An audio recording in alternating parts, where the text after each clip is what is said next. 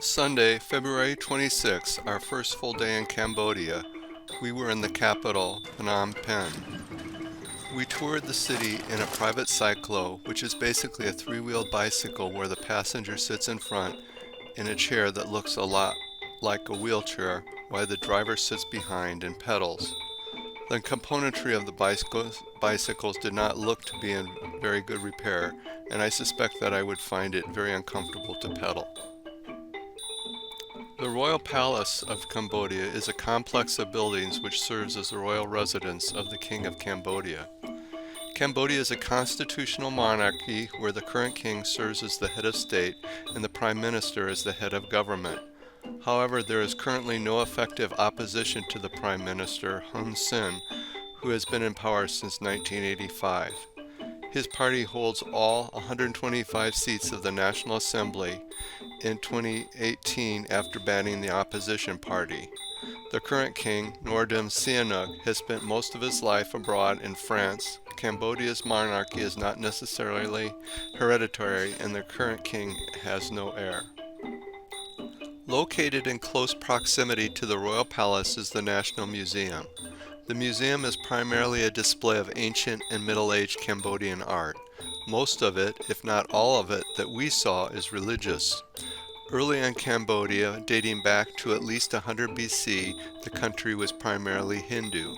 However, Buddhism has existed in Cambodia since at least the 5th century, and by the 13th century the state religion was Buddhist. The art reflects that. The earliest art is primarily Hindu deities. More recent art is of Buddha. You may notice some young people in black gowns. During our time there, it was graduation, and the kids were there to get their pictures taken in their gowns at the museum. In the evening, a local school performed the traditional Khmer dances. Many of the children were orphans. Aspera dance training is very rigorous and can take up to 15 years. Thus, at this orphanage, we had the opportunity to see young dancers early on in their training. At the end of our time in Cambodia, we did have the opportunity to see a professional troupe of Aspera dancers.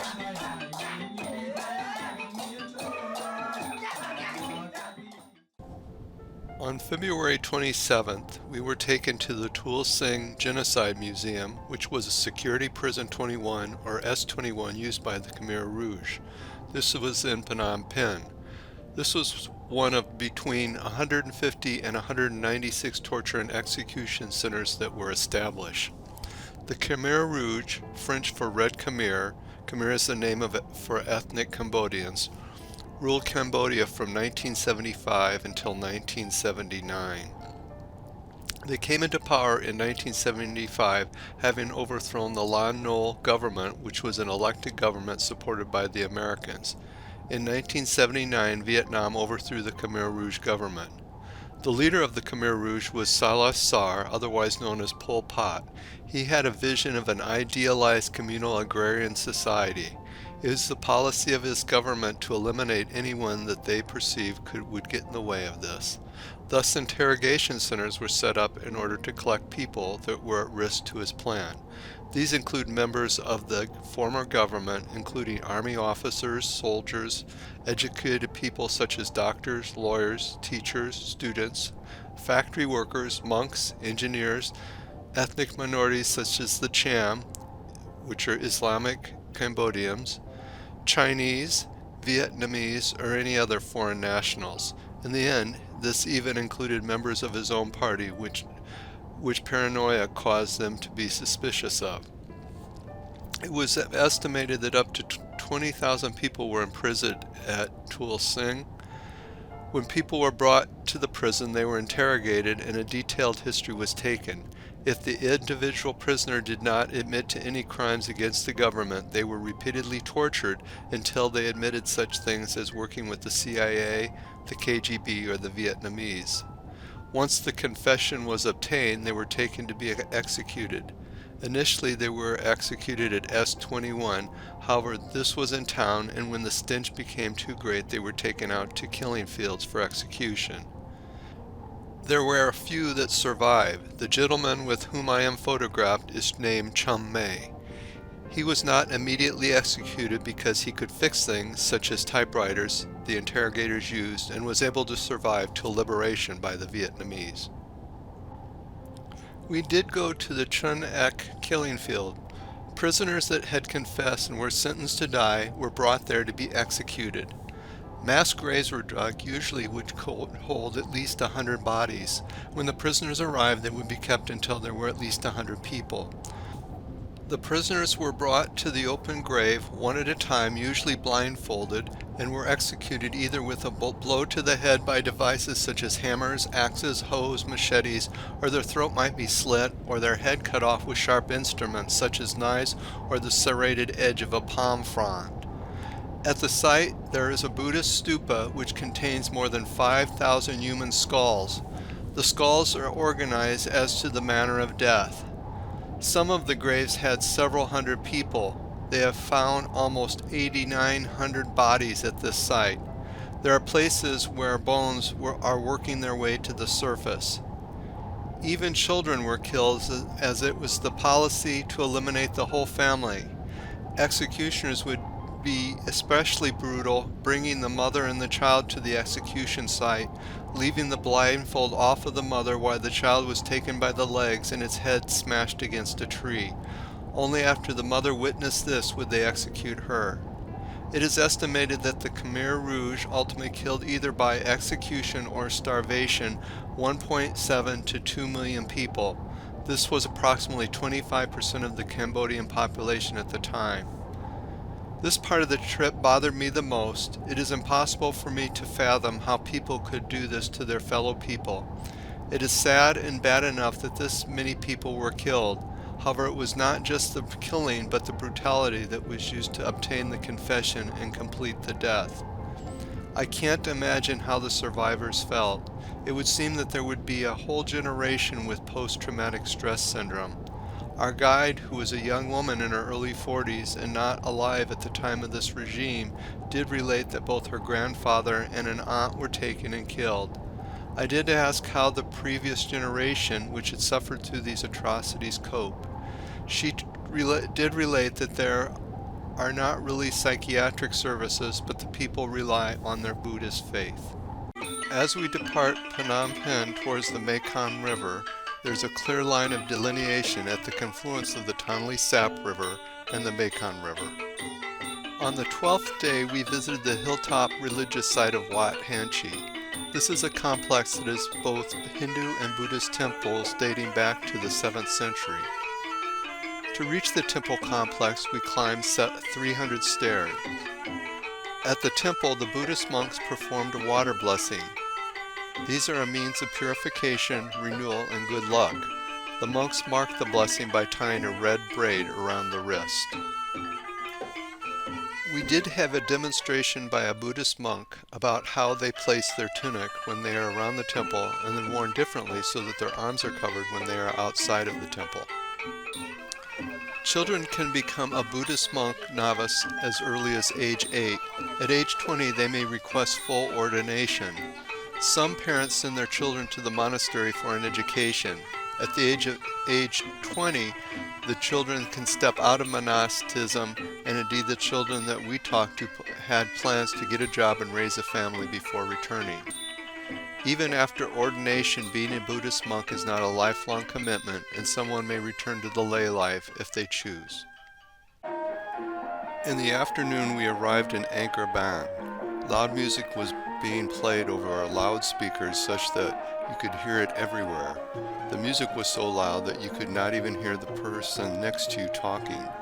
A wedding was taking place, which was a several-day event, and the family wanted everybody to know about it.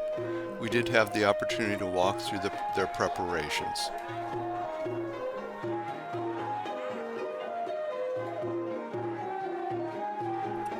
The traditional Khmer houses that we visited were built on stilts. This is because it can be very warm during the days. The people will spend the daytime under the house where it is cool, then sleep up in the house in the nighttime. We met a lady that was preparing and chewing betel nut. I will let our Vietnamese guide discuss this, as one cannot hear our Cambodian guide Meridia due to the loud music. The former generation, they were chewing, the betel nut to get the red mouth before opening the new conversation. So this one we do for our festival, our New Year occasion, and especially for the engagement ceremony. For the engagement.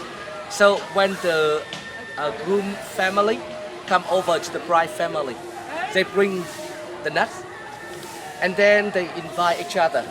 So the people chewing and their mouth become red, and then they starting to open a new conversation.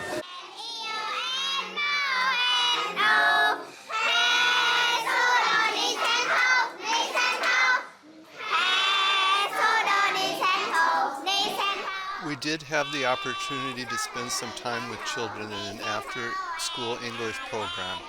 During that time, the children read from their workbook to us. We did quiz them on words in their workbook, and of course they sang to us. It was the goal of their teacher for them to speak and to hear English from people with different accents. Thus, different members of our group stood before the children and talked with them. I did have an opportunity to stand before them and they quizzed me. Their questions were such things as, what's your favorite color? Are you married? And what is it like where you live? I tried to explain cold and snow to them, but I don't think they really understood or comprehended this. Indeed, I don't think that our Cambodian guides even understood or at least could fathom living in a snowy environment. As we exited Angkor Ban, we had the opportunity to study the positions of Buddha. These have meaning. The reclining Buddha represents nirvana. Buddha sitting with legs crossed and palms upward represents meditation. When we arrived in Kampong Tralak, children met us at our gangplank. They offered us flowers, but we were told not to take them since they would then beg for money. We did then take an ox cart ride. I must admit it was very uncomfortable, and at the rate the ox moved, I would have arrived just as quick or quicker with a lot less discomfort by walking. We were taken to a traditional Khmer house. The lady that showed us her house was very proud of how she made her living and her home. One of her businesses was that she kept a bull for stud service. She also farmed. She did show us how she makes fish paste, which is an important part of Cambodian cooking. We did tour her house and it was very sparsely decorated. In the middle of the living area was a small altar and a wedding album. This did initiate a discussion of Cambodian weddings by our guide. She was a young lady and stated that at her wedding she had several different outfits that she had to change in during the day of the wedding. As we leaf through the wedding album, we see that the young couple dressed in multiple different outfits. Our guide did state that 7 is minimal and some people have many more. These outfits are rented, they're not bought. Our last river stop prior to returning to Phnom Penh and disembarking was in the town of Kampong Luang. Just as we had seen in the town in Vietnam where everybody was a weaver, in Kampong Luang everybody was a silversmith. We first visited the silver press from which many of the local craftsmen got their material. As we walked through the streets, we could hear the people banging away at the metal they were working on. During our last day on the riverboat, we did get to tour the kitchen and the navigational bridge.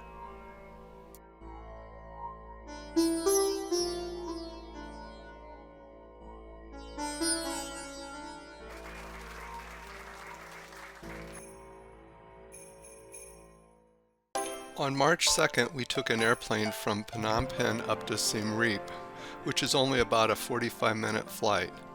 Once we arrived in town, we took a tour by tuk-tuk. Siem Reap is actually the second largest city in Cambodia, however the population is much less than the other cities which we visited, such as Hanoi, Saigon, and Phnom Penh. It seemed more like a small Midwestern town, and thus we felt safe walking the streets. That is, we didn't feel like we'd be run over by a scooter with any step off of the curb. There is a picture of Pub Street. We were unable to visit it during the night when I believe it becomes quite wild. Cambodian delicacies such as tarantula and scorpion are available to eat. Kathy was quite taken with the leather workers and bought a piece of art. Angkor Wat is only about 3.5 miles from Siem Reap. It is considered by Guinness World Records to be the largest religious structure in the world. Construction began in about the year 1122 and took over 28 years to build. It was originally built as a Hindu temple dedicated to Vishnu. However, as the shift of religion in Cambodia from Hinduism to Buddhism, the temple was gradually shifted to a Buddhist temple. Thus, one can see both Hindu and Buddhist artwork on the walls and in the statues of the temple.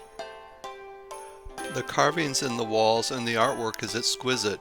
During the heyday of the temple, the carvings were painted, and thus this was a very remarkable temple to look at.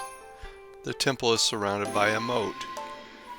It is currently being restored, however, Cambodia does not have the craftsmen or the money for the restoration, so several countries including France, Japan, China, and Germany are aiding in the restoration. The Bayon Temple is the last state temple to be built at the Angkor complex. It was built primarily to worship Buddhist deities. It is remarkable for the multiple faces carved on the towers. There are 4 per each tower. These are the serene and smiling stone faces of Buddha. The temple also has exquisite carvings on the walls. These include the Khmer Army on the March, which is demonstrated here.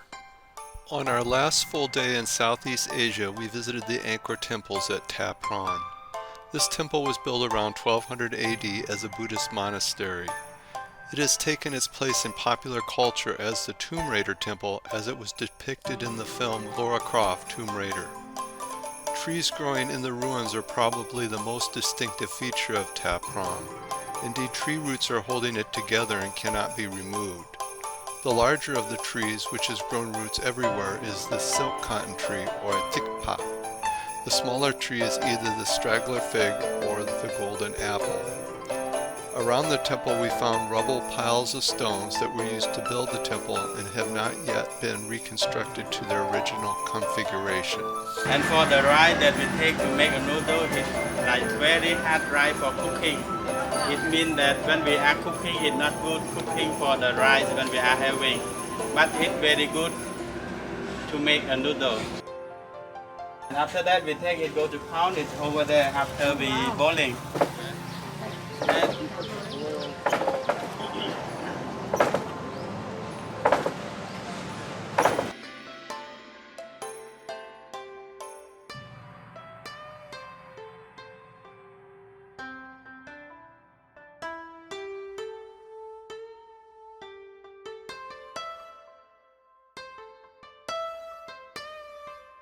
The noodles can be sold.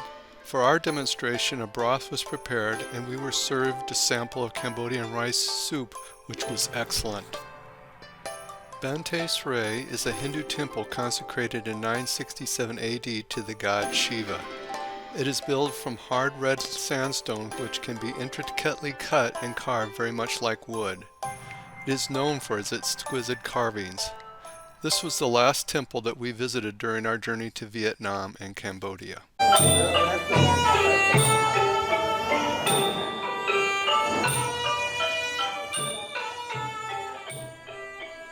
Our last evening in Cambodia, we had a presentation by a professional troupe of Aspera dancers. We had a preview of this by children in Phnom Penh. Aspera means water nymph or celestial spirit, and the Aspera is deeply rooted in ancient Indian mythology. The legend is that these beautiful divine beings would descend from heavens to entertain gods and kings with their captivating dance. They are prominent in South and Southeast Asia in history. This can be evidenced in ancient Buddhist and Hindu texts, and in particular the artworks of Angkor Wat.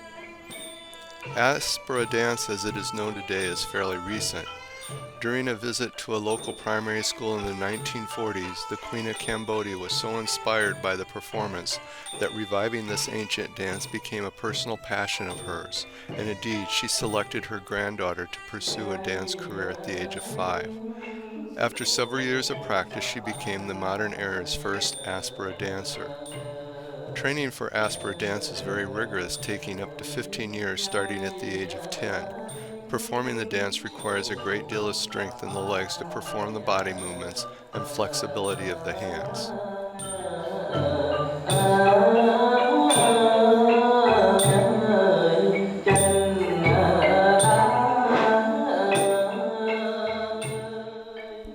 I don't know what I expected when we planned our trip to Southeast Asia, to Vietnam and Cambodia. I remember how Vietnam was presented to us during our childhood, which was the time of the United States-Vietnam War. At that time, I thought of this part of the world as a place of death. I did have some vague recollections of news stories about Pol Pot and the killing fields of Cambodia, but I did not know what I would see when I arrived here in 2023. I do know of my wife's experience with Vietnam manufacturing, specifically that the prices are very low, such as China, but that the quality is much higher, and she did have much respect for Vietnamese manufacturing. What I found was two countries that were developing, people who live simply, not with a lot of comforts that we expect in the United States. However, people were living happy lives, had roofs over their heads, and were eating. The cities were developing, and I would submit that they look very similar to cities in the United States, with the exception that everybody's driving a scooter or motorcycle rather than an automobile. I do contrast this with my experience in Haiti, which I visited many times. In Haiti, the people do live poorly, and the villages are very similar to those we visited in Southeast Asia, but the cities, and in particular Port-au-Prince, are very challenged, and people live quite frankly in squalor. This I contrast with Cambodia and Vietnam. I am very optimistic for the nations and for the people of these two countries.